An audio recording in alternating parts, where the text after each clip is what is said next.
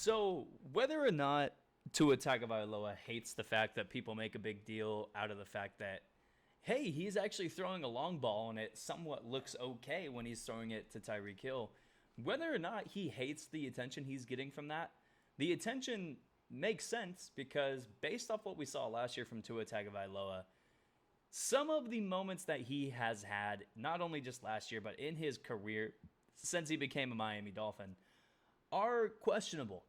You started off with this.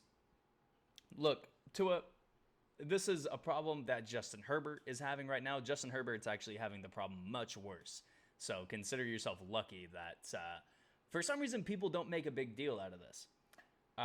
Look, Tua, you can't have a majority of your interceptions come on 1st and 10. That can't happen.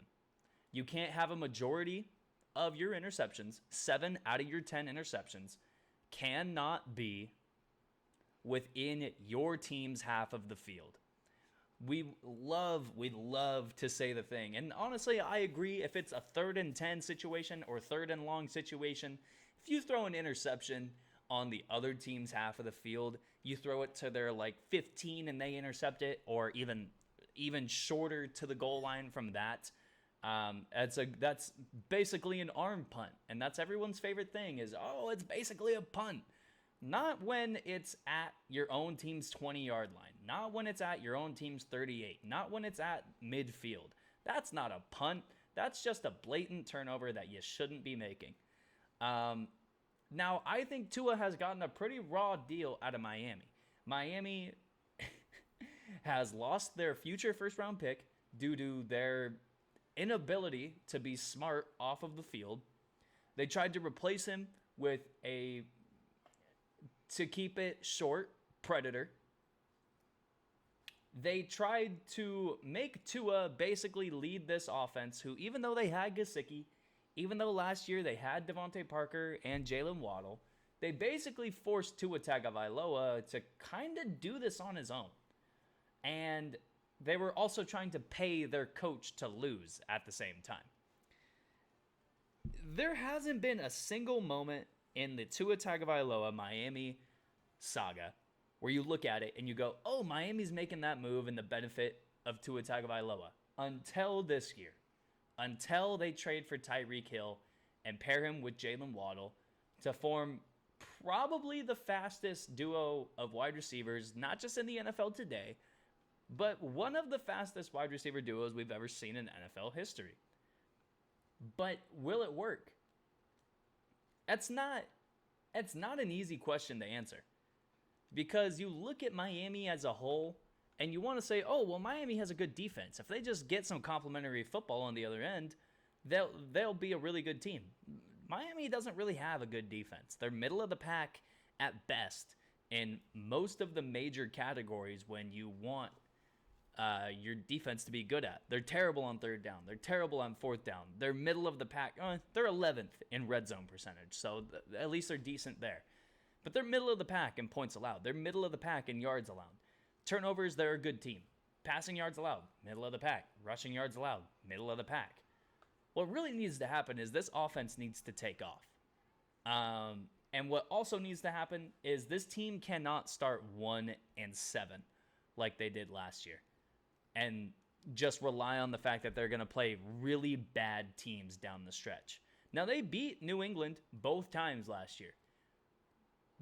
And it's crazy to think that in a season where they have losses against Jacksonville, Las Vegas, Atlanta, Indianapolis, teams who either were the worst teams in the playoffs or some of the worst teams in the league, they lose to those teams. But then they beat New Orleans down the stretch, and they sweep the season series against the Patriots. Look, the season's not going to get much easier for Tua and this team this season. Hopefully, they're able to take care of the Jets, which actually, just looking at it again, they swept the Jets last year. For some reason, I was thinking they got swept by the Jets. But just looking at this schedule, it doesn't get much easier. I mean, they're going to Baltimore, they're going to Cincinnati, they're going to Detroit, and then following that by going to Chicago. their schedule is not easy. And if they start 1-7 again, they're not going to have the ability of relying on the fact that they're going to face the Jets, face the Giants, face the Texans, face bad teams down the stretch. Down the stretch, they play Buffalo, Green Bay, New England, Los Angeles, and San Francisco. All 5 of those games in a row. They are not going to be able to rely on the fact that we're going to play bad teams 5 weeks in a row. They're not going to be able to rely on that. And you have to wonder if this season goes south again, if they do not make the playoffs, if they are not almost even a double-digit win team. This almost is going to spell the end for Tua Tagovailoa in Miami, because now it kind of has been catered to him. He's got a really good tight end who, if Mike Gesicki takes that next step, we're going to consider him in that echelon of tight ends with Darren Waller, with Travis Kelce, with George Kittle. Mike Gesicki is that talented and is that good as a tight end to get to that type of level of where we're going to talk about him. Replacing Devontae Parker, who I think is a highly overrated wide receiver, with Tyreek Hill is one of the best exchanges that we had in the offseason this year. I think the offensive line, even though it's not great, I think a lot of it has to do with the fact that they've been young the past couple of years, and hopefully they're developing into something that can be good in front of Tua, to where he can see everything he needs to see. But, man, it doesn't look good. It doesn't look good for Miami. I will always say this, too. As much as we want to say that running backs are overrated, how many good teams have won in the past 10 years without an ability to run the football? Probably just the Rams and the Chiefs. Right? I mean, a majority of the teams who have won the Super Bowl recently, maybe they don't have incredible running backs. I mean, for the longest time, New England was winning games with James White and Sonny Michel and Rex Burkhead. And, like, they never had that elite guy in the backfield.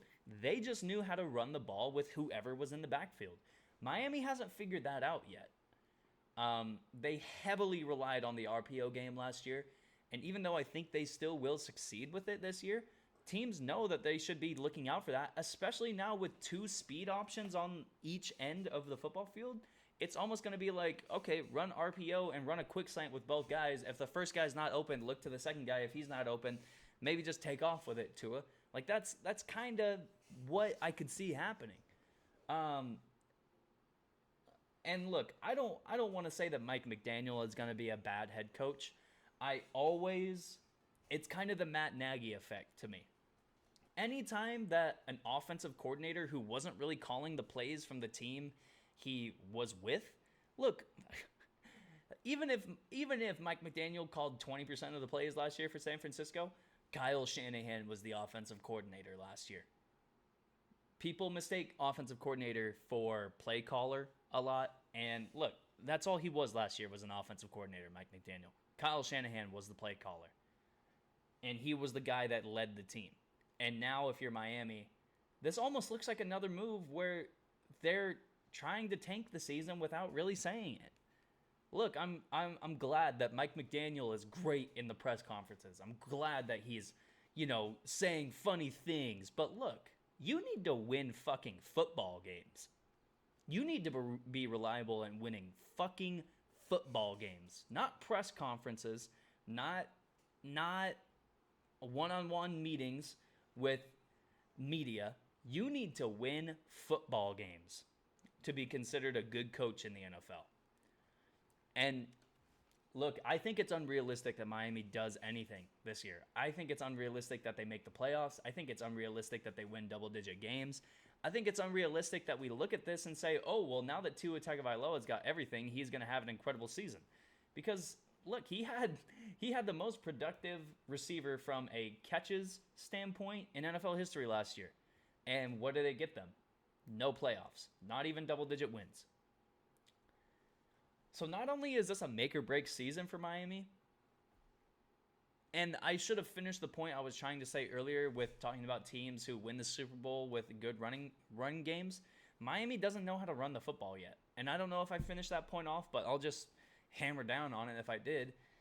they don't know how to run the football yet with any of the guys that they have. And all the guys that they have, as much as I hate to say it about some of them, they're not good running backs in today's NFL. They aren't the guys that you want running the football. And if you want to run the football, you have to do it at least 35% of the time. And if you want to run the ball 35% of the time, the guys that Miami has are not equipped to do it at an effective rate for your football team. Miami's just not put together well. They're really not. And they're going to have a lot riding on Tua. And if it looks bad through week 6, there's going to be so many questions about this team. There's going to be so many weird rumors that swirl around. I really see this being the last year of Tua in Miami before they either try to trade him or cut him and move on to the next quarterback. And I hate to say it because this is exactly what Miami wanted, and they fucked it up. Miami got everything that they wanted, but they decided to fuck it up. Their owner decided to fuck it up, and now they're going to be in a spot where they deserve to be in, and that's as one of the teams that are almost the laughingstock of the league. Because they're going to fall to a spot where they're not going to be able to get much better. And even though they want to, they're not going to be able to get much worse either. Because they're already going to be that bad.